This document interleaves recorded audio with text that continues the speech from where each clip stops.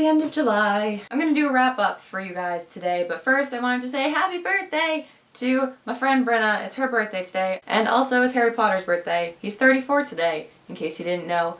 And no, I don't mean like the series is 34. I mean like Harry, his character. He's 34. That's weird. So July. Quite a busy month. Still managed to get a decent number of books done, mostly thanks to Booktubeathon. Before I get to that though, I just want to quickly mention that in my last wrap-up video, I had read 7 books for June, and then there were still a couple days left in the month, so at the end of the month I managed to finish Miss Peregrine's Home for Peculiar Children before June was over, so that brought that book count to 8 for last month, which is pretty awesome. I also have a review up for this if you want to check it out. But anyways, now on to July. On July 1st, I started and finished The Giver by Lois Lowry. It was my second time reading this book, but it had been years since I had first read it, and still just as fantastic. I gave it 5 out of 5 stars on Goodreads. Oh, it's so good. It's one of those books that really sticks with you, and it's really well written, and just Lois Lowry is a very, very good author, so it's very short. If you haven't picked it up, I would recommend it. I'd like to do a review for it, but I'm gonna read the rest of the quartet before doing that, so I can kind of do a series review sort of thing. Also, the movie is coming out in August 15th, so pretty excited to see that. The next book that I picked up after The Giver was The Maze Runner by James Dashner. There's a lot of mixed reviews on the book and the series in general, so I wasn't really sure what I was going to think of it. For me, it was like a solid 3 stars. Like, it was fun, but the writing style wasn't quite for me. I don't know what it was about it, but it didn't sit with me well at first. It took me a while to get used to it. And also, it took me a few chapters to even like any of the characters. Like, I wasn't into it at all in the first few chapters, and I had to kind of just push through them thinking, oh, it's probably gonna get better later. And it did! I definitely got into it by the end, and it was, like, pretty fast-paced, and I did get at least a little bit emotionally invested in one of the characters. So it was definitely not a bad book by any means, and like I said, lots of people love it, so you might love it. But for me, it was just kind of a middle-of-the-road, like, good, solid 3 stars at best. I haven't decided if I'm going to keep reading the rest of the series, but if I do, it won't be soon. I'm also excited to see this movie. I think it comes out in September, so who knows, maybe I'll be more into the movie than the book. I don't know. I'm excited to see how it compares though. After completing The Maze Runner, I decided to pick up The Wise Man's Fear by Patrick Rothfuss, which is the second book in the Kingkiller Chronicles, so it's day 2. I am so in love with this series right now. It's really fantastic, but I do have to say, I am so glad that I did not marathon this series. They're pretty chunky books. I think maybe I would have been a little bit fatigued if I had just done it all back to back, so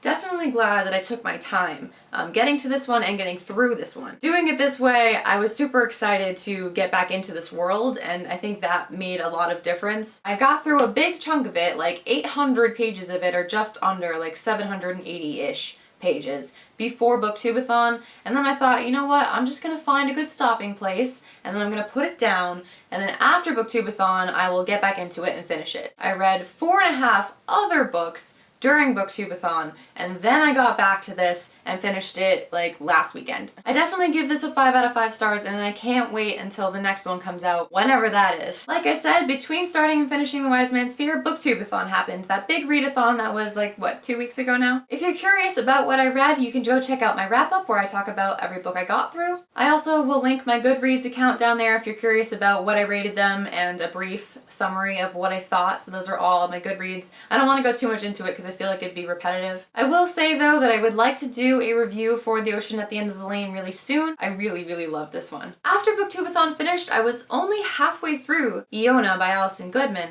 so I wanted to finish that up. In case you don't know, it's the second book in the duology by Alison Goodman. The first one is Eon, the second one is Iona. I ended up liking Iona a little bit better than Eon. Part of it might have just been that I was able to take my time a little bit more. I think trying to read those two during the readathon might have actually ruined it a little bit for me because I was rushing a little bit. But I ended up giving Iona 4 out of 5 stars. I did enjoy it. Overall, I think I'd give the whole duology at least a 3.5. I definitely enjoyed it, but I think some things could have been more condensed. I don't know. You can check out my Goodreads things. I have a few more thoughts on there. After finishing Iona, I did finish The Wise Man's Fear, like I mentioned, and that was the last thing I managed to get to this month. I do plan on starting this book, The Museum of Extraordinary Things by Alice Hoffman. My mom just recommended it to me, but even if I start it today, I don't think I'm going to be able to finish it today, so that'll actually end up being finished in August. So between Booktubeathon and just the rest of the month, I ended up finishing a total of 7 books. Of those 7, these are the ones that I actually have with me right this second, so here they are. As far as an August TBR, I'm gonna leave it pretty open. There were a couple of books, Legend and Everyday, that were on my July TBR that I just didn't get to, so I might pick them up in August. Other than those and the Museum of Extraordinary Things, I'm not sure what else I'm gonna read. The Booksplosion book of the month this month was The Warrior Heir, and so maybe I'll just be late to the party and read that this month instead if I can track down a copy at the library. On the other hand, I also have Behind the Beautiful Forevers with Me by Catherine Boo. My mom and I just picked this up the other day and she just finished it, and that was the Nerdviteria book club pick of this month, I think, or at least that's what John was most recently talking about. So I might pick up that one instead, or I'll do both, I don't know. I also just picked up this book, The Night Circus by Erin Morgenstern. I've actually heard it compared to the Alice Hoffman book I was just talking about, so maybe I'll just make it a theme and read them both this month. There's so many books in my house right now that I have yet to get to that I'm really excited about, so it'll really all just depend on my mood as this month progresses. This next week I'm going to be on vacation, so I'm not really sure which books I'm going to bring with me for that. It's pretty up in the air is what I'm trying to say. So many books, so little time, what can I say? But yeah, 7 books in July, pretty proud of that. Let me know how you've done for reading in the comments down below. It's obviously not a competition, I'm just curious. Also let me know of what you read this month, which one was your favorite. Or if you want, you can recommend me a book for in the coming months. Anyways, this has been a wrap-up video. I'm Jackie, and I'll see you in my next one. Bye. Ooh, that's close. My battery is like dying.